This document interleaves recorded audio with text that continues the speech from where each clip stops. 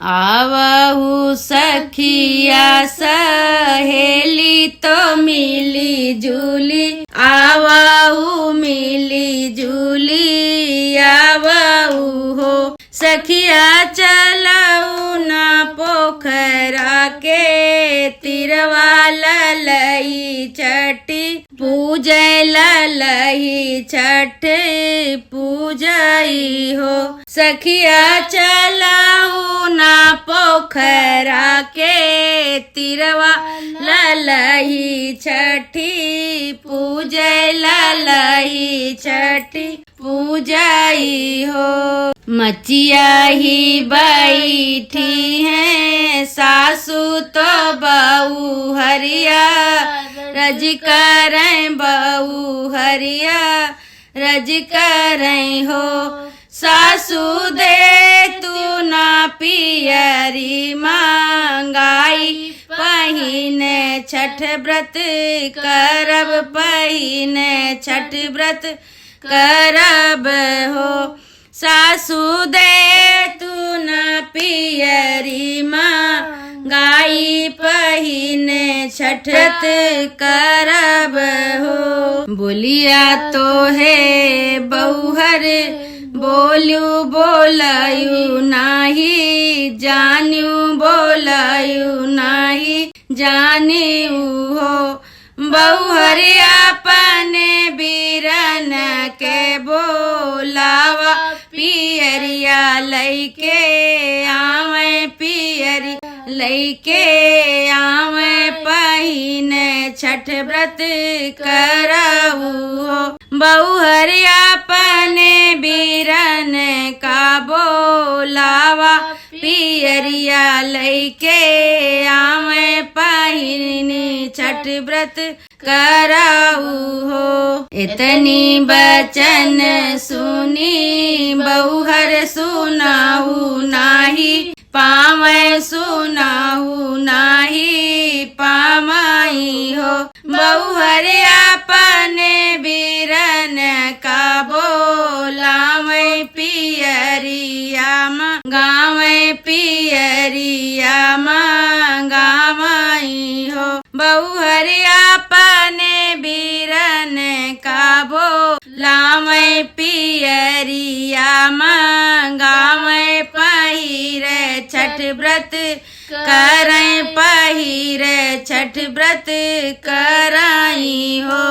अंगना में बैठी है ननदी तो भौजी से रज करें, भौजी से रज करें हो। ननदी भाई सी के दहियाले, आवा तो दूध वाले आवा चढ़ाई छठी, पूजब चढ़ाई छठी पूजब हो।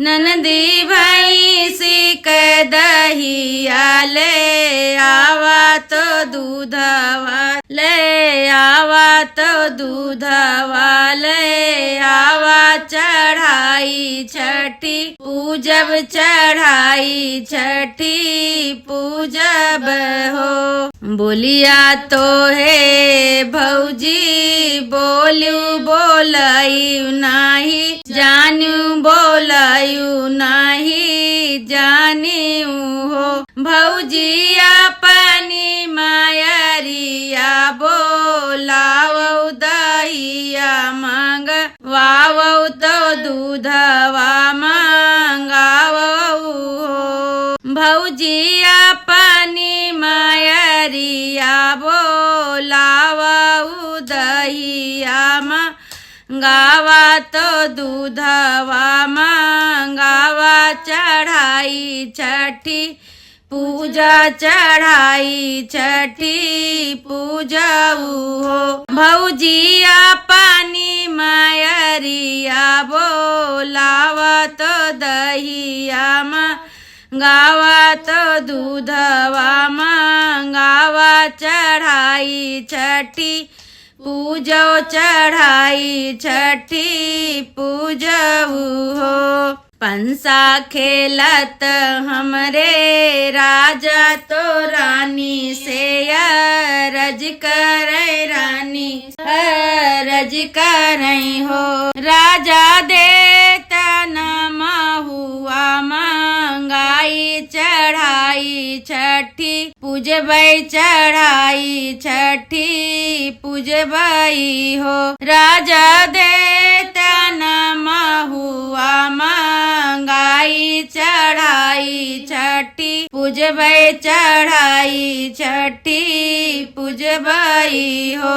बोलिया तो हे रानी बोलू बोलायू नाही जानू बोलायू नहीं जानियू हो। रानी नहीं हर से भैया का बोलाओ तो महुआ मंगाओ चढ़ाई छठी पूजो चढ़ाई छठी पूजऊ हो। रानी नहीं हर से भैया बोलाओ तो महुआ मंगाओ चढ़ाई छठी पूजो चढ़ाई छठी पूजऊ हो। जब हम जनते पियवा बिरही बोलिया बोल बीर बोलिया बोल ब्याऊ हो। पियवा हानि लेते बजर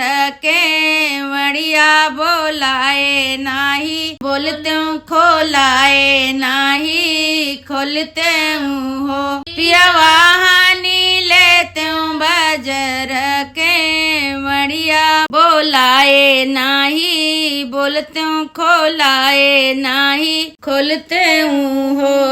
पियवा हानि लेते बजर के मड़िया बोलाए नाही बोलते खोलाए नाही खोलते हो। बोलो छठी मैया की जय।